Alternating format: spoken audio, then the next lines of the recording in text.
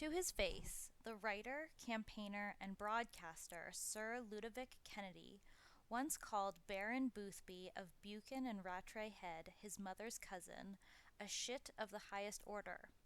Boothby's response was to chortle, rub his hands, and say, well, a bit, not entirely. For most of his life, his undeniable charm, along with close friends in very high places, kept any rumors, malicious gossip, and untoward behavior of Boothby, much of it true, away from the front pages of Fleet Street. But by 1964, especially after the Profumo affair the previous year, Britain's newspaper industry, fueled by communist agitators and liberal politicians, developed more than a little taste for establishment blood. In the early 1960s, Boothby, known throughout his life as Bob, was one of the country's more famous politicians. Although he had been in Parliament for over 40 years, it was broadcasting rather than high office that had made him truly a household name. During the 1950s, his eloquence and tone meant Boothby appeared on many current affairs, programs on television and radio, and in March 1964 his fame was underlined when he appeared on the BBC's This Is Your Life. Just a few months later, the carefully constructed wall of discretion built around his colorful private life began to break down. On Saturday, July 11th, 1964, most of the newspaper offices were finding it rather a dull day for news. Even the weather was dull, cloudy and mild with the occasional drizzle. Only the Sunday Mirror's front page had any sense of excitement, with a headline that proclaimed, "Peer and a Gangster, Yard Probe, Public Men at Seaside Parties." The popular Sunday newspaper claimed the police were investigating a homosexual relationship between a prominent peer and a leading thug in the London underworld. The peer was a household name, and the inquiries embraced Mayfair parties attended by the peer and the notorious gangster. A few days later, the Daily Mirror announced it had a photograph, the picture that we must not print, which showed a well-known member of the House of Lords seated on a sofa with a gangster who leads the biggest protection racket London has ever known. On July 28, 1964, the West German magazine Stern, with a circulation of 1.8 million, published an article headlined "Lord Bobby in a Fix." It reported the Sunday Mirror possessed something which it dare not print, a picture of a peer sitting on a sofa with a known degenerately talented criminal. The magazine not only went on to name the peer as Lord Boothby, as it was away from British libel suits in Germany, but also stated that London newspapers give us to understand that the peer's position in society helps to provide the gangsters with customers who have money to pay for gambling debts and more unorthodox pleasures. Along with Lord Boothby, this photograph featured Ronnie Kray, one of the most infamous East End gangster twins. At the time, outside of their East End manor, they were hardly known at all, and Ronnie's friend who would become Boothby's chauffeur, a gay, good-looking young cat burglar called Leslie Holt. All three were sitting on a sofa in Boothby's flat, which had the prestigious address, even of Belgravia, of number 1 Eaton Square. Boothby would remain at this address for 40 years. Identical twins, Ronnie and Reggie Kray, were born in 1933, Ronnie first, to Jewish and Romany parents in London's Cockney working-class East End. As boys, they were among the English children evacuated to the countryside while Germany bombed the city during World War II. They had a sister who died of diphtheria, reflecting the difficult living conditions in London at the time. The 1960s were a time when many social mores were being questioned. The Krays were widely seen as rebels against what was perceived by the press and various agitators as sanctimonious and hypocritical traditional British values. In the 1960s, the Kray twins were seen as prosperous and charming celebrity nightclub owners who were part of the swinging London scene. A large part of their fame was due to non-criminal activities as popular figures on the celebrity circuit. being photographed by David Bailey on more than one occasion, and socializing with lords, MPs, socialites, and show business characters such as Frank Sinatra, Peter Sellers, Joan Collins, Judy Garland, George Raft, Diana Dors, Sammy Davis Jr., Liza Minnelli, Cliff Richard, Dusty Springfield, Jane Mansfield, Danny LaRue, and Barbara Windsor. They were the best years of our lives. They called them the Swinging Sixties. The Beatles and the Rolling Stones were rulers of pop music. Carnaby Street ruled the fashion world. And me and my brother ruled London. We were untouchable, Ronnie Kray wrote in his autobiography, My Story. The Kray twins greatly valued their image and cultivated the media by inviting journalists to take photographs of them with other celebrities at nightclubs or in donating to charity. They were obsessive about managing and promoting the image they wanted, namely as benefactors who gave generously to charity and as men who had risen up from poverty to become rich and powerful. They heavily suppressed the immoral side of their lives, including absconding from fighting in World War II. Their rise was simultaneous with the legalization of gambling in Britain in 1960. After World War II, the government was looking for more tax revenue, and legalizing immoral industry was an easy way out. Unfortunately, such a move was and is short-sighted, as it leads to bankruptcy among citizens and crime centers that quickly spiral out of control. When the 1964 story broke, Boothby was holidaying in France, taking the waters at the spa town of Vittel, and would later write that he was initially baffled as to who the peer could be. This was very unlikely, as he was holidaying with Sir Colin Coote, the editor of the Telegraph, and the man who could be said to have started the Profumo affair when he introduced Stephen Ward to the Soviet attaché Eugene Ivanov, setting off a spy ring rumors. When Boothby arrived back home to London, seething with rumors, he called his close friend, the former Labour Party chairman and journalist Tom Dryburgh, who refused to protect Boothby, and he said, according to Boothby, "I'm sorry, Bob, it's you." Who was this Lord Boothby? Robert John Graham Boothby, an only child, had been born to an Edinburgh banker 2 months into the 20th century. He was educated at Eton and Oxford University alongside Michael Llewellyn Davies, whom he befriended. You can hear Boothby's wonderful voice on the jmbarry.co.uk website, where he reflected on Davies' homosexuality at the time. Despite Boothby's degeneracy, even he called playwright J.M. Barrie morbid. Before the end of the First World War, although too young to see active service, Boothby was commissioned into the Brigade of Guards. At the age of 24, he became the Unionist MP for the relatively marginal Aberdeen and Kincardine East constituency. He went on to be returned with large majorities at 8 general elections. He had been a friend and supporter of Sir Winston Churchill at a time when his allies were in relatively short supply, and in the late 1920s, Boothby became Churchill's parliamentary private secretary. Boothby was too impulsive and outspoken to be a good party politician, and opinions between the two men often clashed. The Scottish MP was always uncommonly consistent with his anti-appeasement views.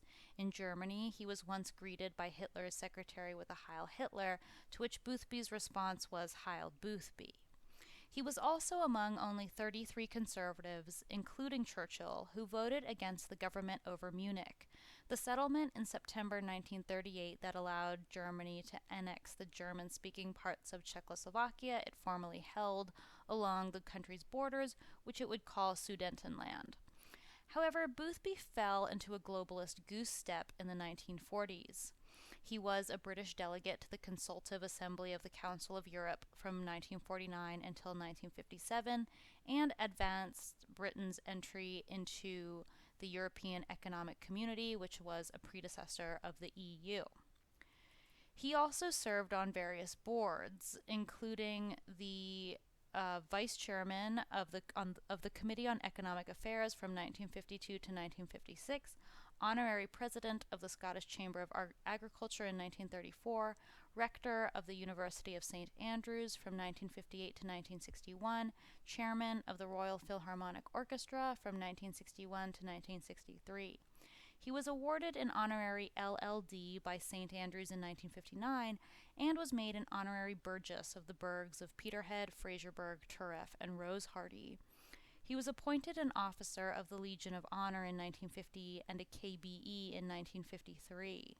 He was raised to the peerage as a life peer with the title Baron Boothby of Buchan and Rattray Head in the county of Aberdeen in August 1958. After Churchill replaced Neville Chamberlain as Prime Minister in May 1940, he made Boothby Parliamentary Secretary at the Ministry of Food, where Boothby worked under the Minister, Lord Woolton. The Woolton pie was named after him, which is a pastry dish of vegetables created at the Savoy Hotel, at a dinner in honor of the new American ambassador, John Winant. "What is this?" Churchill asked the waiter as the vegetarian dish was put in front of him. "Woolton pie, sir," he replied. "It is what?" exclaimed the man. "Woolton pie, sir," he repeated, to which Churchill responded, "Bring me some beef." Woolton and Boothby initially got on well and felt that they made a good team. In July 1940, the newspapers reported how Boothby, after an initial idea by Woolton, had come up with a popular national scheme for cheap or free milk for nursing mothers and young children.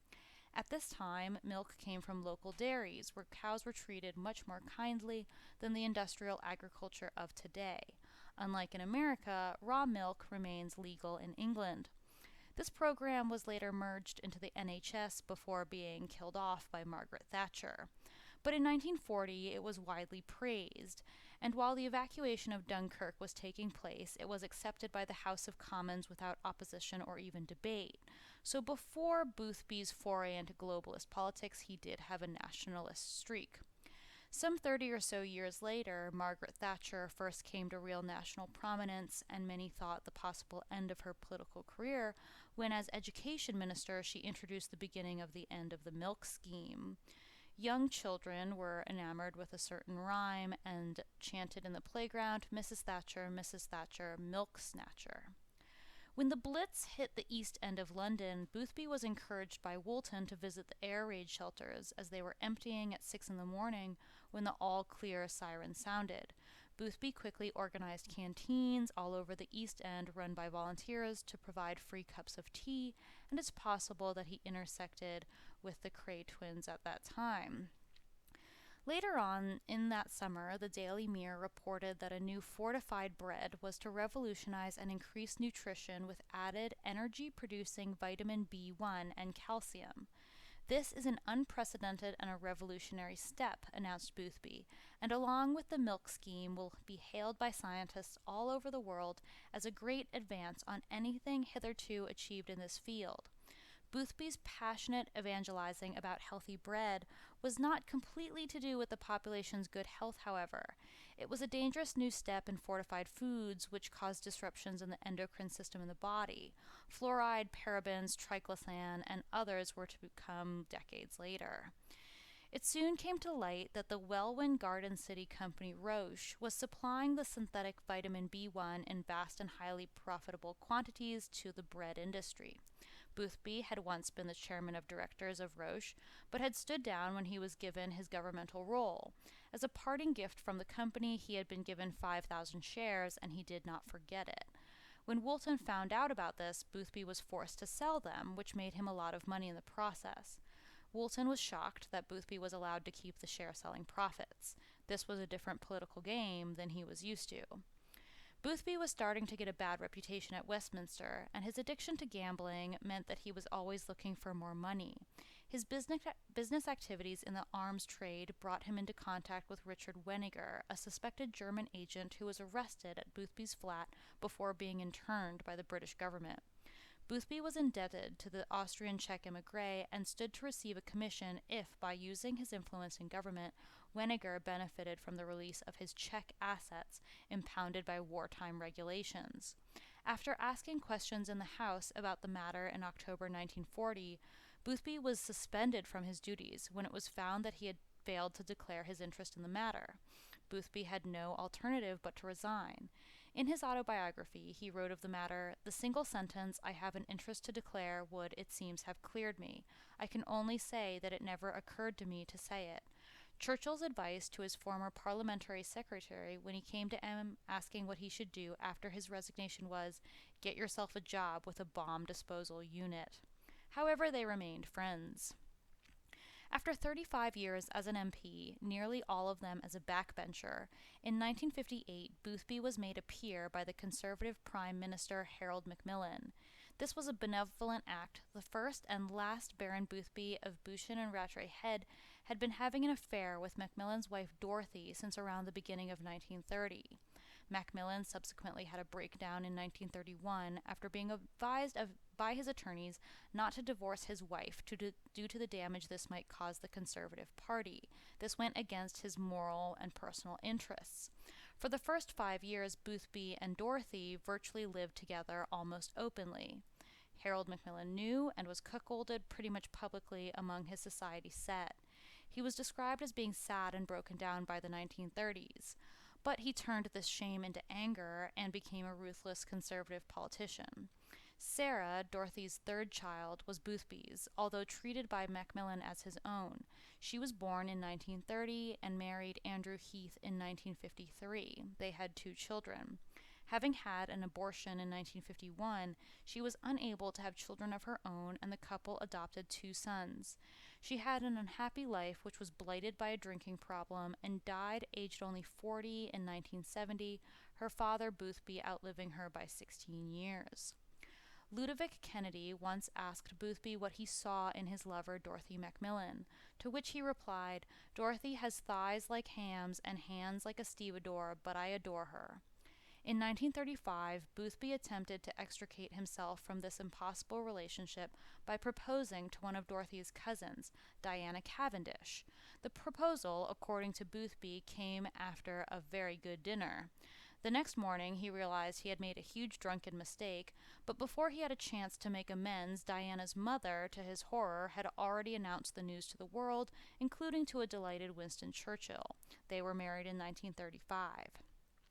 It was a doomed and brief marriage as they divorced in 1937, and as Boothby's biographer subtly put it, it was not long before Diana realized her husband's many qualities did not include those normally associated with a successful husband, whether he was referring to drunkenness or the affair as it's not known. Boothby felt guilty for the rest of his life about his first marriage and once said, "It is impossible to be happily married when you love someone else." In May 1937, when his daughter was 7 years old, after just 2 years of marriage, there was no choice but divorce, a decision not taken lightly in those days, especially for a Scottish MP. Boothby wrote to his friend, Lord Beaverbrook, pleading, "Don't let your boys hunt me down." The press baron had words with the relevant people, and the divorce registered just a few lines in most newspapers if it appeared at all. The affair, however, put an end to any hopes Boothby might have had of achieving high office. Despite the long relationship with Lady Macmillan and his marriage to Diana, Boothby is much more well known for his homosexual encounters. In his autobiography, published in 1978, in which, incidentally, he mentions his lover Dorothy not once, he hinted of past gay dalliances. Of his time at Oxford University, he wrote, "As for the homosexual phase, most of the undergraduates got through it, but about 10% didn't. Homosexuality is not indigenous in Britain as it is in Germany, but it is more prevalent than most people wish to believe." In the 1920s and 1930s, Boothby often visited Germany and wrote, "Among the youth, homosexuality was rampant, and as I was very good-looking in my 20s, I was chased all over the place and rather enjoyed it." During that time in Germany, people were very poor, and so prostitution was occurring at a very high rate throughout the population.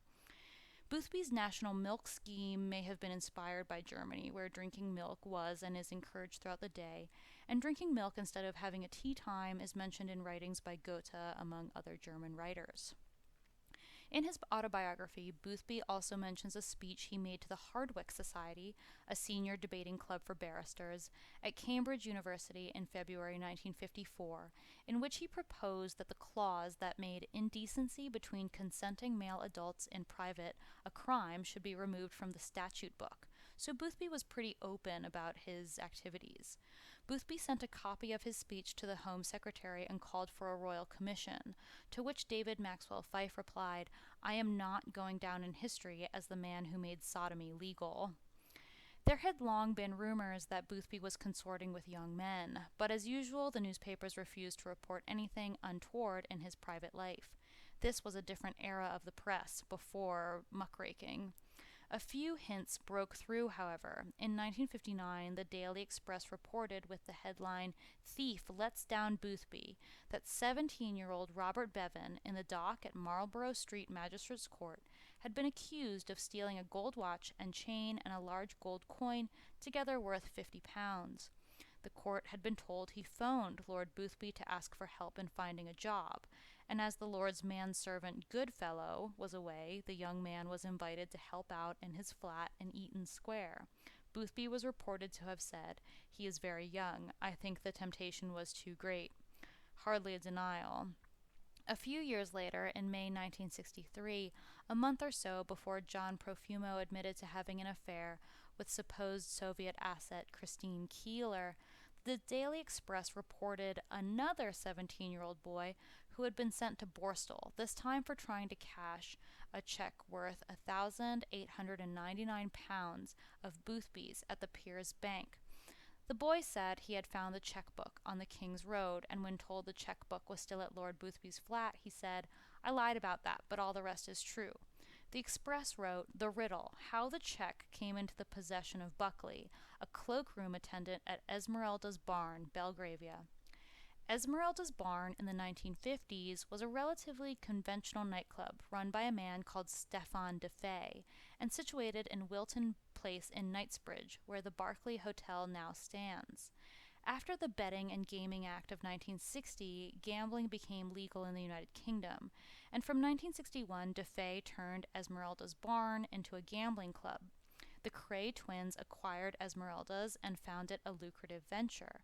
Regular visitors to the club included the artists Lucian Freud and Francis Bacon. David Somerset, Duke of Beaufort, said in the BBC documentary Lucian Freud, A Painted Life, how Freud had once arrived at his home to ask for a £1,500 loan. When asked why he needed so much money at such short notice, he replied, "Because if I haven't produced it by 12 o'clock, they're going to cut my tongue out," ostensibly referring to the Kray twins. If customers sometimes got carried away and accumulated large debts, that was not necessarily a bad thing for the Krays, as it put them in their power and they believed in heavy usury as Jews. At one point, one of the twins' associates, David Litvinoff, accumulated debts of £3,000. Ronnie Kray agreed to waive this debt in return for the lease of Litvinoff's flat at Ashburn Gardens in Kensington, but also access to Litvinoff's lover, Bobby Buckley, who was the brother of Jimmy Buckley, the teenager found with Boothby's check. Litvinoff, meanwhile, continued to live at Ashburn Gardens as part of the deal. Ronnie enjoyed being able to choose waiters at Esmeralda's Barn that suited his own preferences for attractive young men. According to the journalist and writer John Pearson, the barn became the center of Ronnie's own private vice ring, which included private sex shows at Ashburn Gardens, but also with Boothby and Tom Dryburgh in attendance at the Krays' flat at Cedra Court and Bethnal Green, where, as Francis Ween, Tom Dryburgh's biographer put it, rough but compliant East End lads were served like so many canapes. The total disregard for these male victims is staggering. After the Daily Mirror headline and the subsequent story in Stern that actually named him, Lord Boothby was in a tricky situation. If he decided to do nothing, it would seem as if he was admitting the accusations. However, if he sued Mirror newspapers, he could be involved in a lengthy and expensive court case with a real risk that all kinds of revelations would be raked over to support the story. At this stage, senior members of the Tory party were terrified that the scandal was likely to rival the Profumo affair, which had also gently simmered under the surface for a while, and as there was a general election looming, it was a situation the party could ill afford. Two Tory backbenchers reported to their chief whip, Martin Redmayne, that they had seen Lord Boothby and Tom Dryburgh talking to males at the White City dog track, and that they were involved with gangs of thugs who laundered money at the tracks. MI5 files, which were open to the public in 2015, noted Boothby is a kinky fellow and likes to meet odd people, and Ronnie Kray obviously wants to meet people of good social standing, he having the odd background he's got, and of course both are queers. The file also said that Boothby and Kray attended gay sex parties together where they hunted young gay men who they referred to as chickens. At Chequers, the story and its implications were debated by the Lord Chancellor, Lord Dilhorn, the Home Secretary Henry Brooke, and the Prime Minister, none of them feeling that Boothby's pleas of innocence were the least bit plausible. You can catch glimpses of this in Boothby's appearance in the serial The Crown. Boothby's connection with Tom Dryburgh, which was now coming to light, meant that the Labour Party were in no mood to take advantage of the situation as well. If Boothby went to court, then it seemed more than likely that Dryburgh's private life would also be exposed. Dryburgh, Baron Bradwell, born in 1905, dying in 1976, was a British politician, journalist, high Anglican churchman, and possible Soviet spy, who served as a member of Parliament from 1942 to 1955 and again from 1955 to 1974. He was a member of the Communist Party of Great Britain for more than 20 years, and he was first elected to Parliament as an independent, but joined the Labour Party in 1945 and remained one of its strongest supporters. He never held any ministerial office, but rose to senior positions within the Labour Party and was a popular and influential figure in left-wing politics for years. He pushed communism through the press and adopted a catch-me-if-you-can attitude in contrast to many of his British comrades. He made no secret of his homosexuality, which he practiced throughout his life despite its being a criminal offense in Britain until 1967.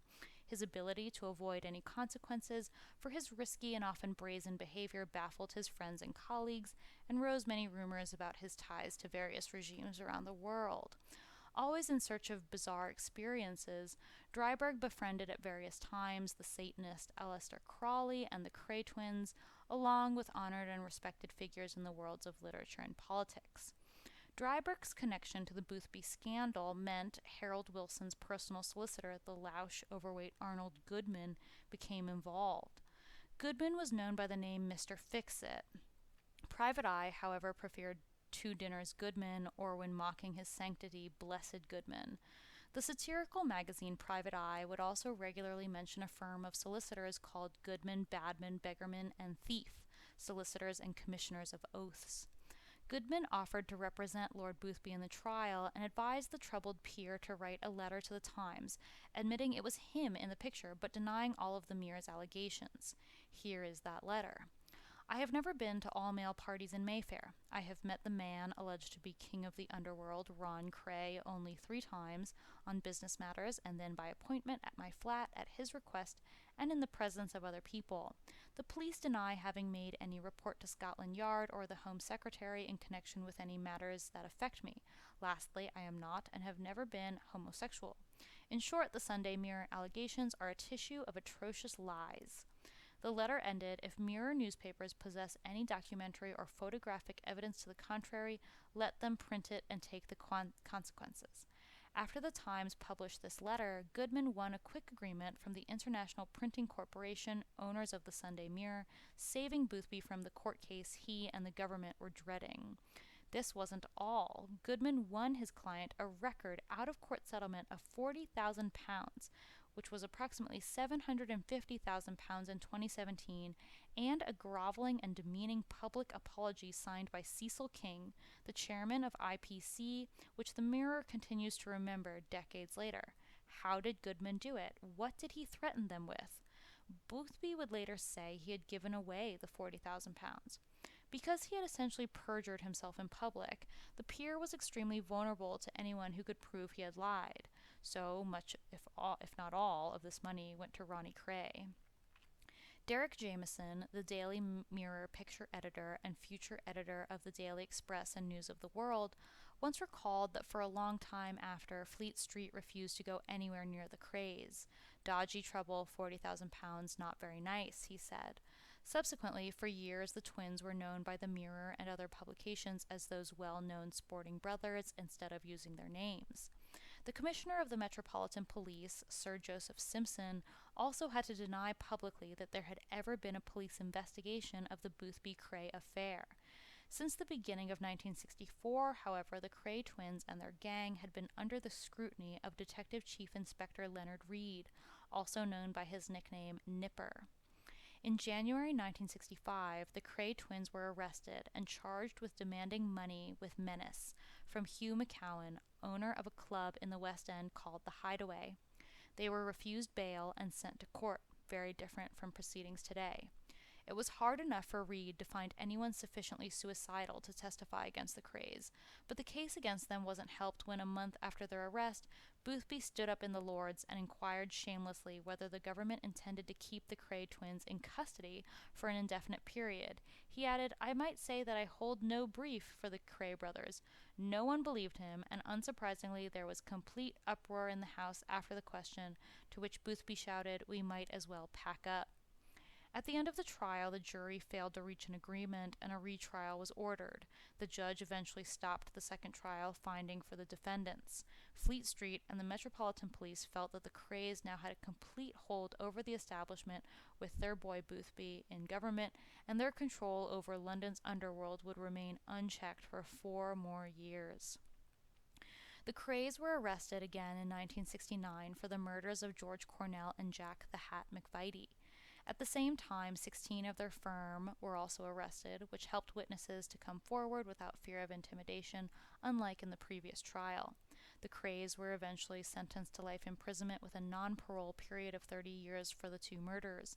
At that time, the longest sentences for murder ever passed at the Central Criminal Court, Britain getting rid of the death penalty years before.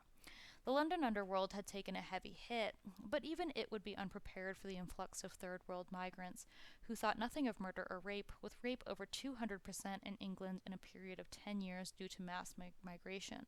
2% of all adults in England, male and female, have been raped. What about the third man in the famous photograph taken at Lord Boothby's flat, Leslie Holt, Ronnie's sometimes driver and lover, who was also used as bait to entrap the likes of Robert Boothby, supposedly, and Tom Dryburgh, with his blonde good looks. Holt eventually became the partner of a Dr. Kells, based in Harley Street. Supposedly, the doctor would supply customers for Holt's burglaries. It was a lucrative project that worked well until police became suspicious of the criminal double act. Holt mysteriously died in 1979 at the age of 42 at the hands of Kells when he was under anesthetic for a foot injury. The doctor was arrested but eventually acquitted. Lord Boothby was married for the second time in 1967 to a Sardinian woman called Wanda Sana, 33 years his junior. "Don't you think I'm a lucky boy?" he shouted out to well-wishers outside the ceremony at Caxton Hall, around the corner from his flat. His beloved Dorothy Macmillan had died in 1966. Wanda appears to have been dedicated to Sardinian culture over British culture and recorded Sardinian nursery rhymes in 1957.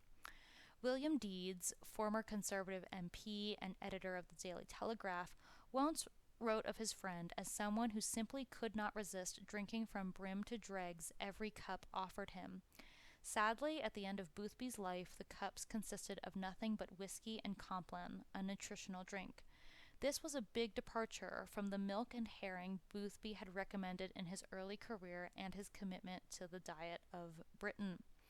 Boothby once told Ludovic Kennedy that euthanasia should be compulsory at the age of 85. He was never very good at taking advice, even his own, and Lord Boothby died in Westminster in 1986, aged 86.